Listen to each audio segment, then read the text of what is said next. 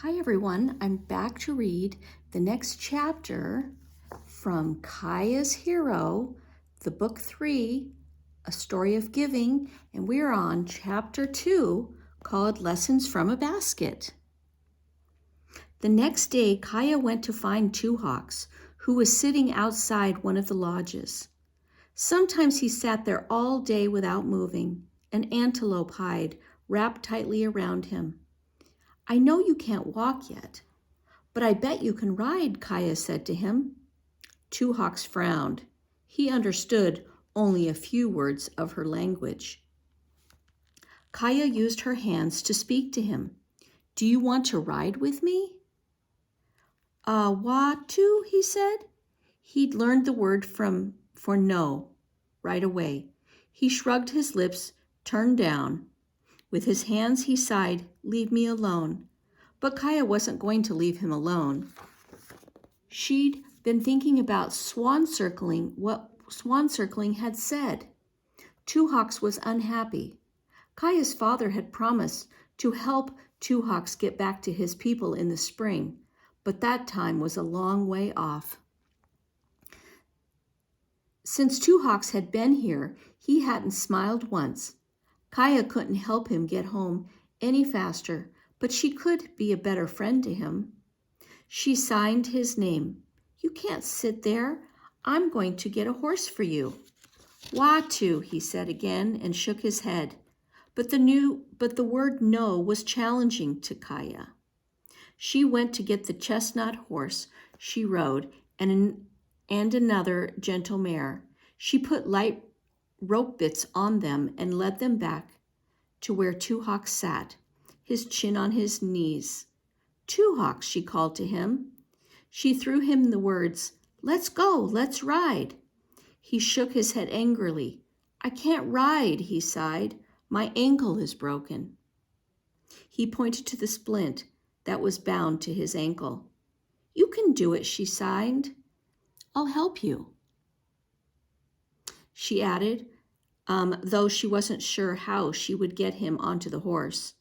Two Hawks grimaced as he was determined to prove her wrong. He pushed to one foot, supporting himself with a crutch made from a cottonwood branch. Kaya led the gentle mare close to him. Two Hawks looked at Kaya darkly, as if to say, what now? She thought a moment, then she signed to him. Put your knee on my hands. I can lift you onto the horse. Two Hawks looked at the horse, then back at her. He shook his head. Did this stubborn boy think she wasn't strong enough to lift him? She clasped her hands and held them by his injured leg. After a moment, he gingerly placed his knee in her grip and grabbed the horse's mane with both hands. Now, Kaya said. She lifted and he threw his good leg over the horse's back, and he was mounted. Kaya studied him. He wasn't grimacing with pain. In fact, he looked pleased. She climbed onto her horse and beckoned for him to come with her. She'd thought of something that Two Hawks could do while his leg healed. She threw him the words, we have to find an elderberry stick so you can make a flute. Overnight, it had grown colder. A sharp wind whined around the lodge where Kaya and the other children were dressing themselves after their morning swim. But the lodge was warmed by 5 fires lined up down the center, smoke rising through the long opening at the top. Itza and the other women were already cooking a morning meal because there was much work to do that day. Kaya knew that soon friends and family would come from other villages nearby for the New Year celebration, when the short winter days begin to grow longer again. People would share their news and give each other gifts. They'd feast and tell stories and honor Hunyawat, who made the seasons and held them in balance. Today the women were putting up another lodge, one large enough to hold everyone for the feasts. When Kaya joined them, she saw Swan circling, helping to raise one of the long lodge poles. and set it into the frame of the teepee poles. Kaya thought the framework looked like the backbone ribs of the skeleton of a huge horse. After the women completed the frame, they would cover it with the tule mats and hides. Kaya helped other girls carry the rolled-up mats and place them near the builders. She kept swan circling in sight, hoping to have a chance to talk with her again. With the lodge finished, Kaya followed swan circling to another lodge where women were preparing more food so that there would be enough for the visitors. Itza and Running Alone were making pemmican, a mixture of dried meat and berries. With a stone pestle, they were pounding dried deer meat in one of the large mortars. When one of them got tired using the heavy stone pestle, they traded places.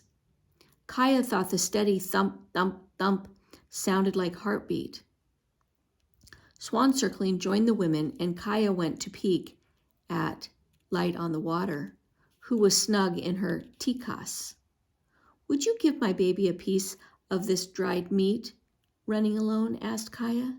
"She's getting a new tooth, and she needs something to chew on." She turned back to breaking strips of meat and putting the pieces into the mortar to be ground fine. Kaya broke off a bit of the meat and held it to Light on the Water's lips. But the baby pressed her lips shut tightly, her eyes merry as if she and Kaya were playing a game. "Isn't she precious?"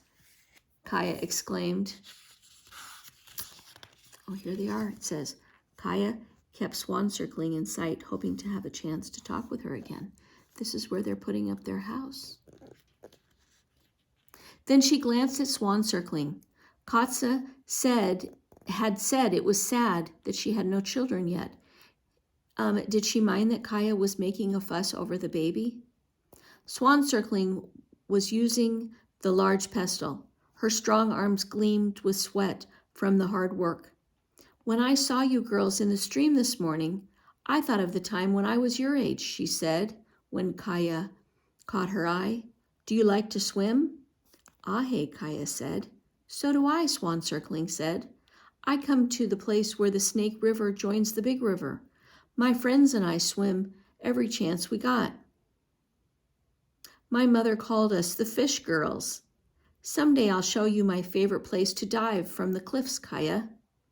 "You're always thinking of the future, aren't you?" Itza said to Swan Circling. "Many times I've heard you say someday this or someday that." "It's true," Swan Circling said. She smiled at Itza, who was her good friend, and passed her the pestle. Then she wiped her face with the back of her hand. "Do you often think of what's to come, Kaya?" Kaya was thinking that no one had ever asked her as many questions about herself as Swan Circling.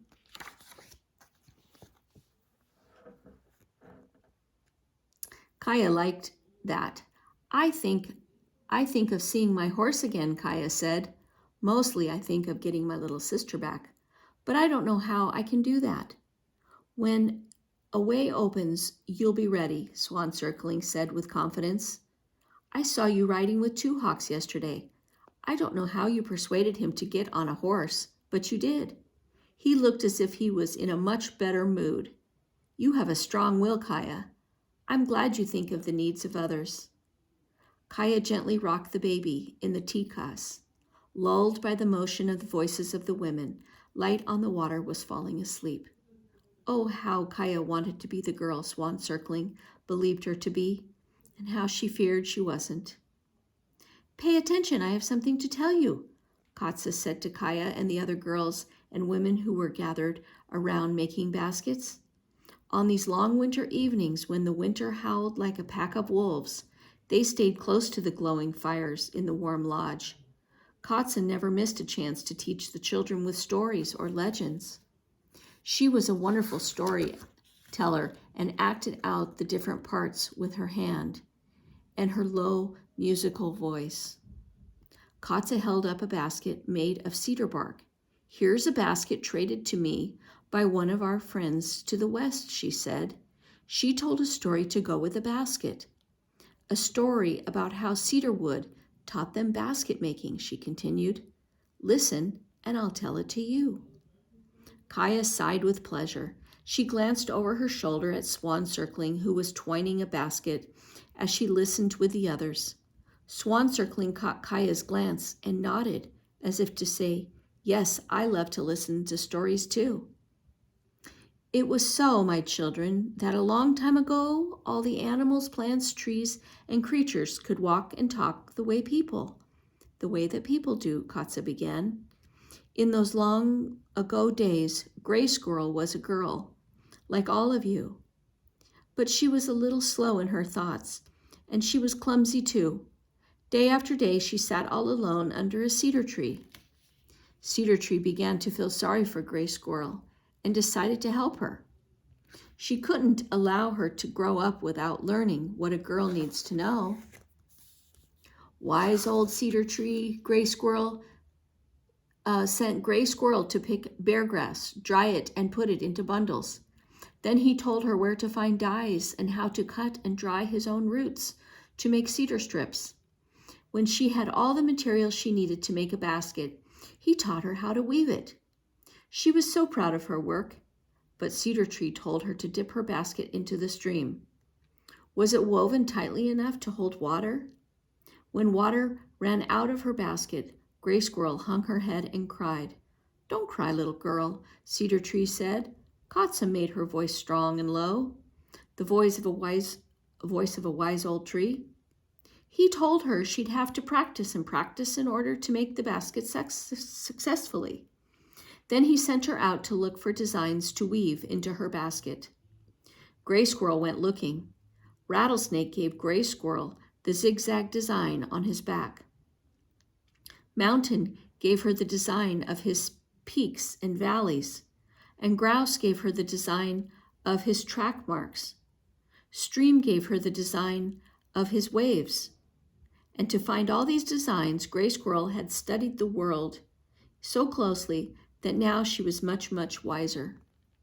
Gray Squirrel wove a beautiful basket with all the designs she'd been given, and when she dipped it into the big river, her basket didn't leak. Now she was very proud of herself, and Cedar Tree was proud too. But he told her that she should set down her basket in the woods and leave it there. She must give her basket back to the earth to show that she was thankful for what was given to her.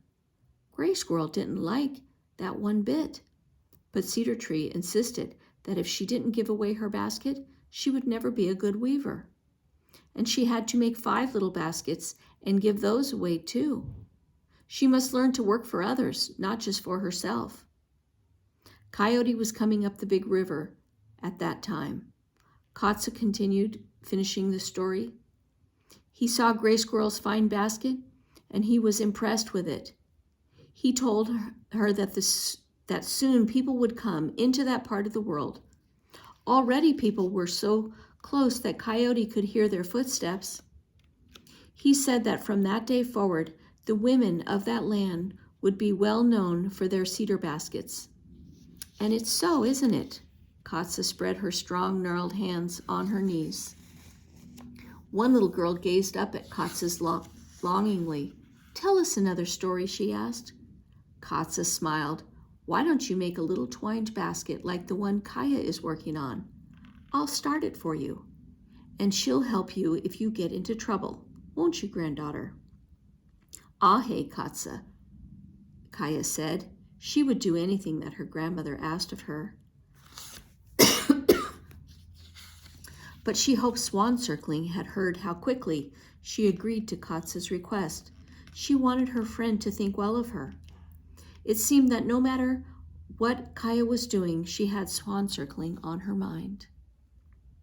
The next morning, as Kaya stepped out of the stream where the girls had taken their morning swim, she saw Swan Circling beckoning her to her. The frigid cold air made Kaya feel like running and jumping with energy. She pulled her elk robe around her and hurried to meet Swan Circling. "Tots may we," Kaya said. "Ahe, tots may we, Kaya," Swan Circling said. That story your grandmother told last night set me thinking. I have something I want to show you. Would you like to work with me today? Ahe, Kaya said. If Katsa says I may, I'll work with you. Run and ask her then. Swan Circling said, I'll be in the lodge. After Katsa said that, Kaya could work with Swan Circling. Kaya joined her again. Swan Circling was kneeling on a mat in the crowded lodge. Kaya knelt at her side and watched her untie the flaps of the large parfleck painted with triangle designs in red, blue, green, and yellow. Your grandmother's story reminded me of a basket I made when I was a little girl. My very first one, Swan Circling said. My first was awfully lopsided, Kaya said, but I gave it to Katsa anyway. Swan Circling lifted out her special ceremonial dress and moccasins from the parfleck and set them aside. Then she took out a little brown twined basket and handed it to Kaya. You can see that my first basket's lopsided too. Kaya smiled at the lumpy little basket. She liked to imagine Swan Circling as a girl with small hands and big ideas, a girl just like Kaya. She was happy to be sitting at her friend's side. Didn't you give your first basket to your grandmother? She asked.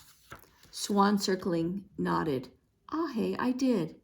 After she died, it was given back to me. I'm glad. This basket taught me many lessons. Kaya turned it over. With her fingertips, she traced the weaving. Was one of the lessons to make your twining tighter? Swan Circling smiled. Hey, to pull the cord tighter was one thing I learned. But that wasn't all. I learned about patience too. I was a very bold, headstrong little girl. I thought that there was nothing I couldn't do. But you can do everything, can't you? Kaya asked. Now Swan Circling laughed. Of course I can't. She put her warm hand on Kaya's knee. You see, I'd been watching my grandmother weave her baskets, and I was sure I knew how. I decided I was going to make a beautiful one just like hers. I got my basket started, but I made a mistake after mistake. Finally, I had the pitiful little thing to show her. What did she say about it? Kaya asked. She thanked me and said I'd made a start. But I expected more praise than that, Swan Circling admitted. I remember I was pouting. I asked her why she hadn't corrected my mistakes, as if the lumps in my basket were her fault. Then she told me, everyone has to have her own experience. Everyone has to learn her own lessons. Little by little, I understood that to make a mistake is not a bad thing. But I should be wise enough not to make the same mistake again and again. Kaya understood that Swan Circling wasn't speaking now of basket making. She was speaking of life. This was a chance for Kaya to tell Swan Circling about how she'd gotten her nickname and why the enemies were able to capture her in Speaking Rain, and about her guilt for escaping without her sister. She could tell Swan Circling the truth. I've made mistakes too, Kaya began. Swan Circling waited for her to go on, but then Kaya lost her nerve. What if she told Swan Circling the truth, but her friend lost respect for her? If she did, she wouldn't seek out Kaya anymore. No, Kaya couldn't risk losing Swan Circling's friendship. I left holes in a basket I was making, Kaya said in a determined voice, but my grandmother showed me right away that I could do a better job. She handed back the little basket. Swan Circling repacked it with the other things and tied the parafleck. Is something troubling you? She asked Kaya. There's a crease right here, and she put her fingertip between Kaya's eyebrows. Kaya didn't meet Swan Circling's gaze. No, nothing's troubling me, she said. Still Swan Circling waited. After a moment, she put the parafleck back on the stack against the lodge wall. Maybe we've done enough talking, she said. Come, let's pack up the pemmican and put it into storage. Okay, and we're going to stop right there at the end of chapter 2, and we'll continue in a minute in the next video.